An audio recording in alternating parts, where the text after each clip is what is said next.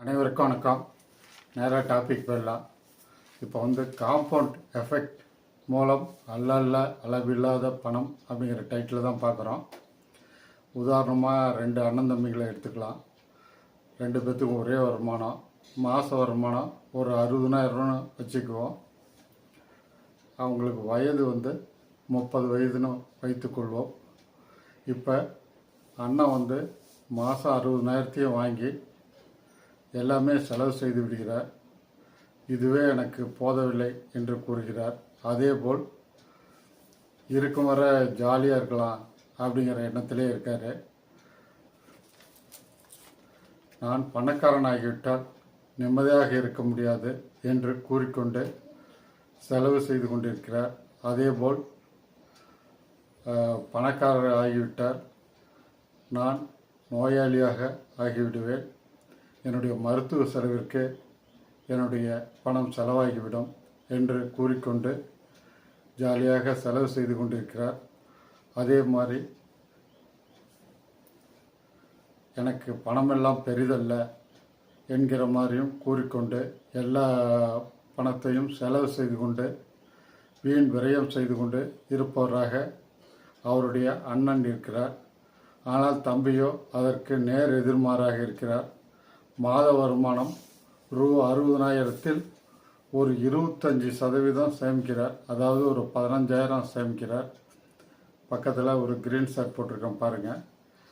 அதுபோல் அவர் மியூச்சுவல் ஃபண்டில் ஒரு 40%, ஷேர்ஸில் ஒரு 25%, ரியல் எஸ்டேட்டில் ஒரு 15%, FD, RD, post office and bond இதில் ஒரு 10%, கோல்டில் ஒரு 10%, இதுபோல் மியூச்சுவல் ஃபண்டில் 6,000, ஷேர்ஸில் 3,750, ரியல் எஸ்டேட்டில் 2,250, FD, RD, post office or பாண்டில் 1,500, கோல்டில் ஒரு 1,500. இவ்வாறு அவர் சேமித்து வருகிறார். 20 வருஷம் கழித்து அவங்களுடைய வாழ்க்கையை பார்த்தீங்கன்னா அவங்க அண்ணனுக்கு 50 வயது ஆகிவிடுகிறது. சேமிப்பு பார்த்தீங்களா அவருக்கு 0வாக உள்ளது. ஆனால் அவர் ஏதோ ஒரு பிள்ளைங்களை படிக்க வச்சுக்கிட்டு இருக்காரு. அது ஒன்று தான் அவர் செய்து கொண்டு இருக்கிறார். ஆனால் அவருடைய தம்பியோ மியூச்சுவல் ஃபண்டு மூலம் 20 வருஷத்துக்கு 18% மினிமம் இன்ட்ரெஸ்ட்டு கூட்டு வட்டியாக போடும்போது அது 1,41,00,000 மாறி இருக்கிறது. ஷேர் மார்க்கெட்டில் பார்த்தீங்கன்னா அது 1 கோடியாக மாறி இருக்கிறது. ஏனெனில் அது ஒரு 24% இன்ட்ரெஸ்டே போட்டுக்கலாம். நான் சொல்லியிருக்க ஃபார்முலா படி செய்தீர்கள் என்றால் கண்டிப்பாக 24% வரும். அது எப்படின்னா நிஃப்டி 50ல் ஒரு 80% முதலிடும், நிஃப்டி 50 இல்லாத ஷேர்ஸில் ஒரு 20%. ஆனால் எல்லாமே 100% ஃபண்டமெண்டலில் குட் ஷேராக இருக்கணும் அப்படிங்கிறது தான் என்னுடைய கண்டிஷன். இதன் மூலம் முதலீடு செய்தால் 24% கூட்டு வட்டியாக கிடைக்கும். அதேபோல் ரியல் எஸ்டேட்டில் ஒரு 15% வச்சுக்கலாம். ஏன்னா அவ்வளோதான் வந்து கொண்டிருக்கிறது. அதன் மூலம் ஒரு 37 லட்சம், FD, RD, post office or bond இதில் ஒரு 8% வரும். அதில் ஒரு 9 லட்சம், கோல்டில் ஒரு 7%. ஏன்னா நீண்டகால அடிப்படையில் ஒரு 7% தான் கிடைக்குது. அதன்படி பார்த்தா அது ஒரு 8 லட்சம், மொத்தம் 2,95,00,000 அவருக்கு கிடைக்குது. ஏறக்குறைய 3 கோடி சம்பாதித்திருப்பார் அவர் 20 வயசில். அண்ணன் 0வில் இருக்கார். தம்பி 3 கோடி ஏறக்குறைய சம்பாதிச்சிருக்காரு. இப்படி தான் இந்த காம்பவுண்ட் எஃபெக்ட்டுங்கிறது வேலை செய்யுது. நீங்கள் அண்ணன் மாதிரி இருக்கீங்களா அல்லது தம்பி மாதிரி இருக்கீங்களா அப்படிங்கிறத நீங்களே முடிவு பண்ணுங்கள்.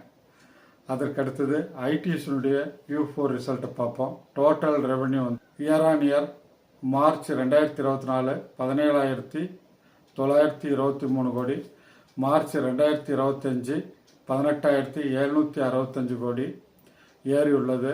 ஓகே. அதுக்கடுத்தது குவார்டர் அண்ட் குவார்டர் வந்துடுவோம்.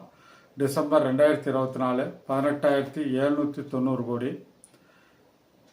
மார்ச் 2025 18,765 கோடி, சிறிது குறைந்துள்ளது. அதனால் பரவாயில்ல. நெட் ப்ராஃபிட் வந்துடுவோம்.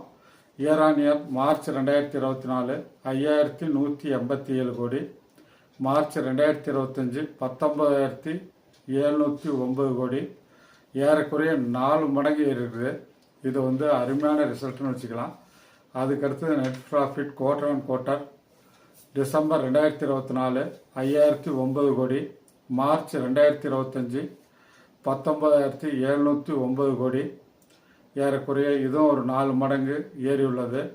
அருமையான ரிசல்ட்னு வச்சுக்கலாம். இபிஎஸ் வந்து year on year March 2024 4.10, March 2025 15.77, ஏறக்குறைய 4 மடங்கு ஏறி உள்ளது. Quarter on quarter December 2024 3.95, March 2025 15.77, ஏறக்குறைய 4 மடங்கு ஏறி உள்ளது. இது வந்து ரிசல்ட்டை பார்த்தீங்கன்னா சூப்பரான ரிசல்ட்டு.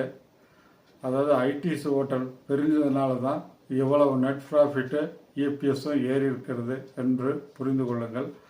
அதே மாதிரி டிவிடெண்ட் கொடுக்கறதுல ஐடிசிக்கு நிகர் எந்த கம்பெனியும் இல்லை. கவர்மெண்ட் கம்பெனி கொடுக்கும், ஆனால் அது இதுபோல் ஷேர் ப்ரைஸு ஏறாது அப்படிங்கிறத புரிஞ்சுங்க. டிவிடெண்ட் வந்து ₹7.85 கொடுத்துருக்காங்க. இதனுடைய ரெக்கார்ட் டேட் பார்த்தீங்கன்னா 28/5/2025.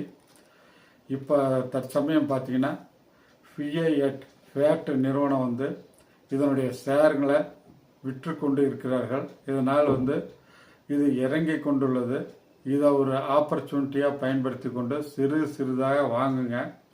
இதை அக்குமுலேஷன் பண்ணுங்கள். எனவே நீங்கள் இதை கன்சிடர் பண்ணுங்கள். அதுக்கு அடுத்தது பார்த்தீங்கன்னா பஜாஜ் ஆட்டோ அப்படிங்கிற நிறுவனத்தினுடைய Q4 ரிசல்ட்டை பார்ப்போம். டோட்டல் ரெவன்யூ Q4 ரிசல்ட்டை பார்த்துருவோம். இயர் ஆன் இயர் மார்ச் 2024 11,555 கோடி, மார்ச் 2025 12,646 கோடி ஏறி உள்ளது. ஓகே.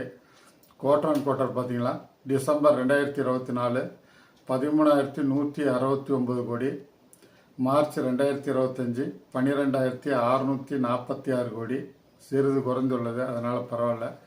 அதுக்கு அடுத்தது நெட் ப்ராஃபிட் வந்துடுவோம். இயர் ஆன் இயர் மார்ச் 2024 1927 கோடி, மார்ச் 2025 2137 கோடி ஏறி உள்ளது. ஓகே. அதுக்கு அடுத்தது குவார்டர் ஆன் குவார்டர் வந்துடுவோம். டிசம்பர் 2024 2195 கோடி, மார்ச் 2025 2137 கோடி, சிறிது குறைந்துள்ளது. ஓகே.